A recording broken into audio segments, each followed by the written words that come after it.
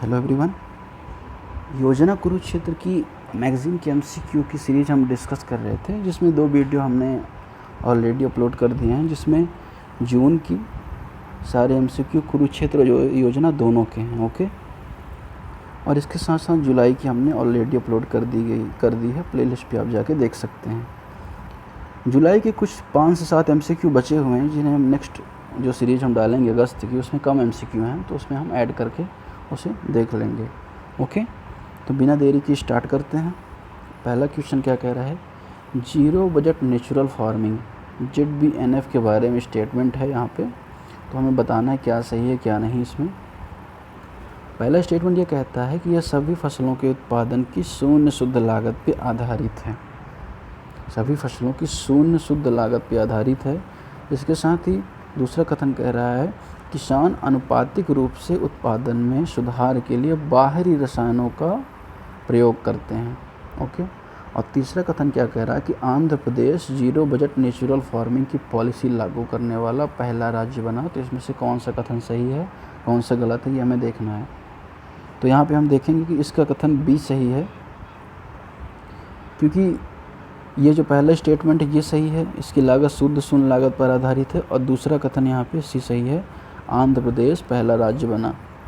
इसके अलावा बी क्यों गलत है यहाँ पे हम देखें, क्योंकि इसमें क्या है, बाहरी रसायनों के उपयोग के बारे में नहीं कहा गया है, क्योंकि यह नेचुरल फार्मिंग है, नाम में इसके स्पष्ट है। इसमें बाहरी केमिकल्स फर्टिलाइज़र का उपयोग नहीं किया गया है। इसमें नेचुरली जो फर्टिलाइज़र्स होते हैं और जो जैविक खाद होती है उसका इस्तेमाल होगा। इसके साथ ही हम यहाँ पे देखें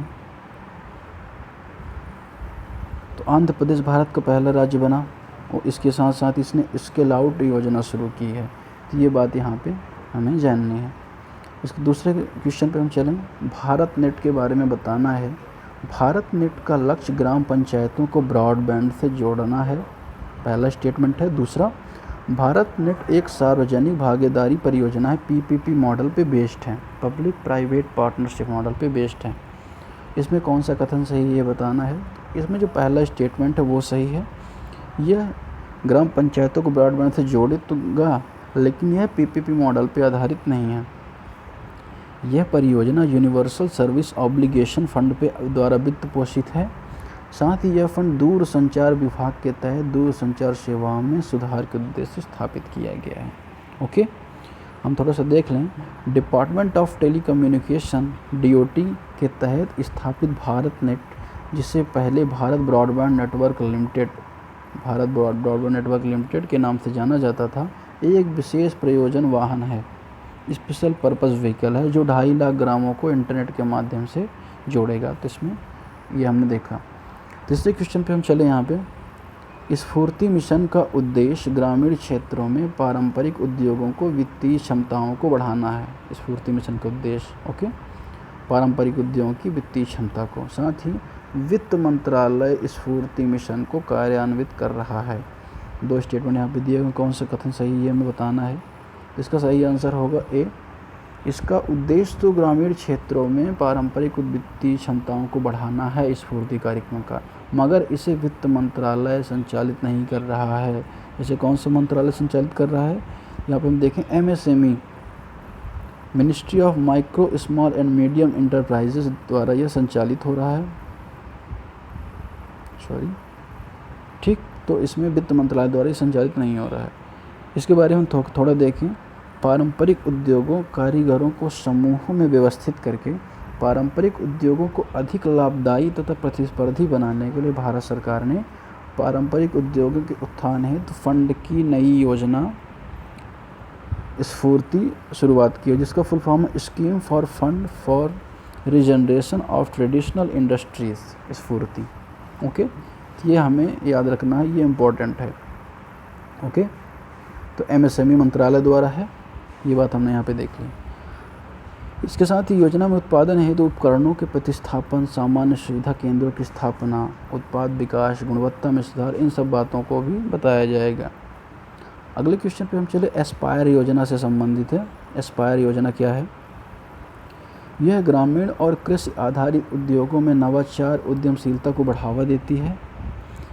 पहला स्टेटमेंट। दूसरा, यह उद्योग सूक्ष्म लघु एवं मध्यम उद्यम मंत्रालय MSME मिनिस्ट्री द्वारा कार्यान्वित की जा रही है। तो 2 स्टेटमेंट है, यहाँ पे आप रोक से पढ़ सकते हैं और बता सकते हैं। इसका सही आंसर होगा सी, अर्थात ये जो एस्पायर योजना है ये ग्रामीण और कृषि आधारित तो है ही, जिसमें नवाचार और उद्यमशीलता को बढ़ावा दिया जाएगा, और ये MSME मंत्रालय द्वारा भी कार्यान्वित है। तो यहाँ पे हमने ये बात यहाँ पे देखी।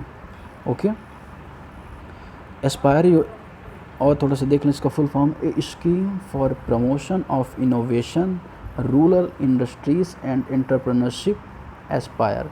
इसका उद्देश्य उद्यमशीलता में तेज़ी लाना, ग्रामीण तथा कृषि आधारित उद्योगों में नवाचार अर्थात ग्रामों में इनोवेशन लाना, इसके साथ ही एंटरप्रेन्योर्स खड़े करना गांव में, महिलाओं में उद्यमिता को बढ़ावा। तो ये सारी जो बातें हैं एस्पायर योजना से संबंधित है और इसका लक्ष्य यही है। अगला क्वेश्चन हम देखें यहाँ पे, आयुष्मान भारत के बारे में बताना है। निम्नलिखित कथनों में से कौन सा कथन सही है? आयुष्मान भारत के लाभ पूरे देश में किसी भी स्थान पे प्राप्त किए जा सकते हैं। दूसरा, योजना के लाभार्थियों का चयन वर्ष 2011 की जनगणना के आंकड़ों के आधार पर किया गया है। तीसरा, प्रधानमंत्री जन आरोग्य योजना आयुष्मान भारत योजना के घटकों में से एक है। कौन सा कथन सही है बताना है, रोक के आप बता सकते हैं। इसका सही आंसर होगा बी, अर्थात पहला सही है, आयुष्मान भारत पूरे भारत में लागू है और यह जन आरोग्य योजना के घटकों में से एक है। ये दूसरा कथन ये यहाँ पे गलत है। क्यों गलत है यहाँ पे हम देखें अगर, तो यहाँ पे ये दिया गया कि लाभार्थियों हेतु मानदंड सामाजिक आर्थिक जनगणना के डाटाबेस पर आधारित है। यह लगभग 10 करोड़ 74 लाख गरीब वंचित ग्रामीण परिवारों को लक्षित करेगा, जिसके अंतर्गत 50 करोड़ लोगों का इलाज किया जाएगा। दुनिया की सबसे बड़ी हेल्थ के सेक्टर में ये स्कीम है। ग्रामीण और शहरी दोनों क्षेत्रों को कवर करेगा। इसमें साल भर में 5 लाख रुपए तक का इलाज किया जा सकता है एक परिवार के किसी भी व्यक्ति का। ओके, तो ये एडिशनल बात है यहाँ पे। इसके साथ ही नवीनतम शेक आंकड़ों के अनुसार अर्थात सामाजिक सोशल इकोनॉमिकल कास्ट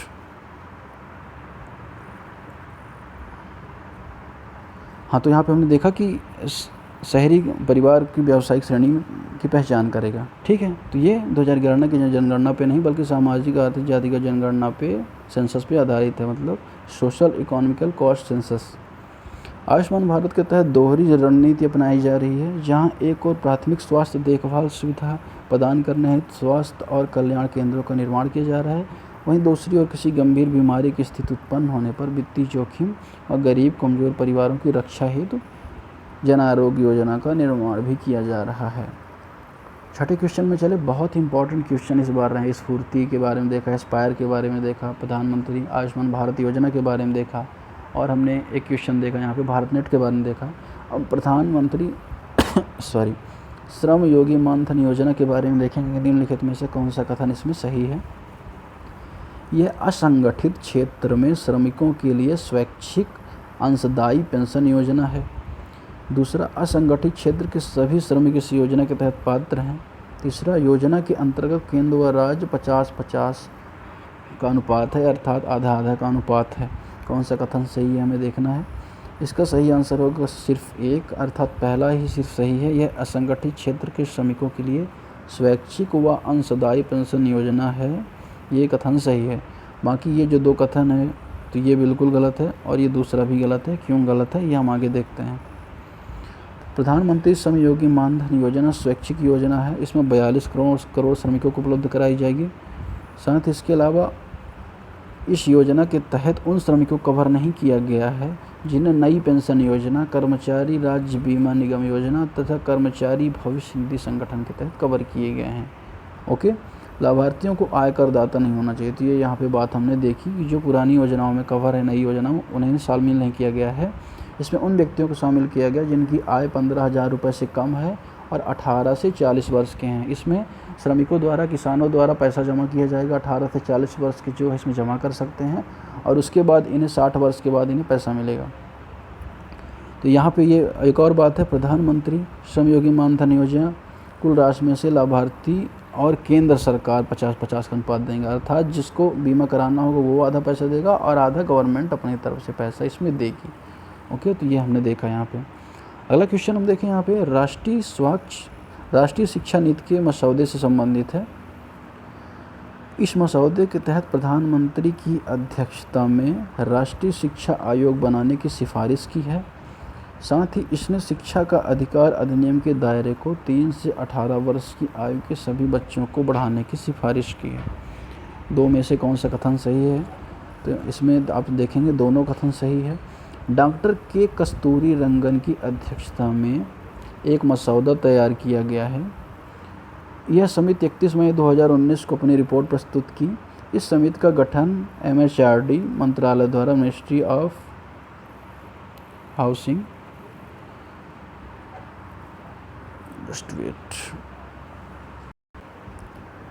तो के कस्तूरी रंगन की अध्यक्षता में, ये इम्पोर्टेंट बात है यहाँ पे, 31 मई को उन्होंने रिपोर्ट दी और MHRD मंत्रालय द्वारा मतलब ministry of human resource and development द्वारा जून 2017 में से किया गया था। कमेटी गठित की गई थी किसकी अध्यक्षता में? के कस्तूरी रंगन की अध्यक्षता में। बहुत इंपॉर्टेंट है।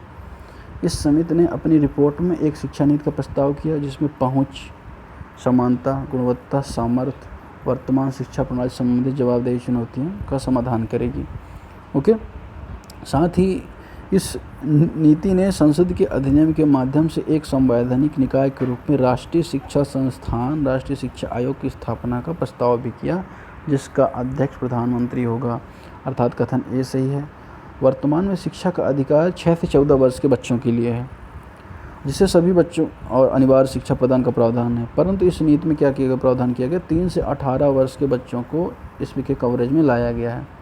अगले क्वेश्चन में चले। निम्नलिखित में से कौन सा हाल ही में आर्थिक सर्वेक्षण में प्रयुक्त बदलाव का सर्वोत्कृष्ट वर्णन करता है? इकोनॉमिक सर्वे में बदलाव। पहला, यह ग्रामीण क्षेत्रों में वित्तीय समावेशन को बढ़ावा देने की पहल है। दूसरा, यह वनीकरण को बढ़ावा देने के लिए सामुदायिक नेतृत्व वाली विकास पहल है। तीसरा, यह लैंगिक समानता की दिशा में परिवर्तन का प्रतिनिधित्व करने के लिए बेटी बढ़ाओ बेटी बचाओ का अभियान है। चौथा, यह कॉलेज में लड़कियों की नामांकन को बढ़ावा देने का प्रयास है। तो क्या है ये? यह लैंगिक समानता तथा परिवर्तन प्रतिनिधि के लिए बेटी बचाओ बेटी पढ़ाओ अभियान का विस्तार है। आर्थिक सर्वेक्षण 2019 में बेटी बचाओ बेटी पढ़ाओ योजना में बदलाव का प्रस्ताव किया गया। बदलाव को फुल फॉर्म बेटी आपकी धन लक्ष्मी और विजय लक्ष्मी। इस अभियान का उपयोग लैंगिक समानता में परिवर्तन और लैंगिक समानता लाने के लिए किया गया। ओके। इस योजना को 2015 में लॉन्च किया गया था, बेटी पढ़ाओ बेटी बचाओ भ्रूण हत्या को रोकने के लिए। अगले क्वेश्चन में चले। निम्नलिखित कथनों पर विचार कीजिए। राष्ट्रीय पोषण परिषद का गठन पोषण अभियान के तहत किया गया है। इसके अलावा राष्ट्रीय पोषण मिशन की अध्यक्षता नीति आयोग का उपाध्यक्ष करेगा। पोषण अभियान का कार्यान्वयन स्वास्थ्य और परिवार कल्याण मंत्रालय द्वारा किया जाता है। निम्नलिखित में से कौन सा सही है? तो इसमें कौन सा सही है? इसमें सही है बी, अर्थात पहला और दूसरा।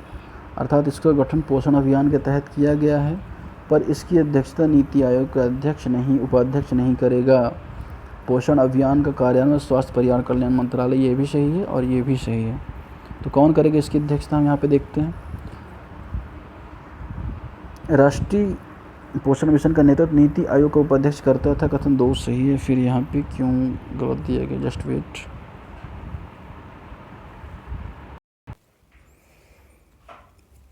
तो यहाँ पे ये वाला क्वेश्चन हमने जनसांख्यिकी का देखा। जनसांख्यिकीय लाभांश तब प्राप्त होता है जब कुल आबादी कामकाजी लोगों का अनुपात ज़्यादा होता है। सीधी सी बात है। इसके साथ ही भारत दुनिया की सबसे अधिक युवा आबादी वाला देश है, क्योंकि इसकी आधी आबादी 25 वर्ष से कम है।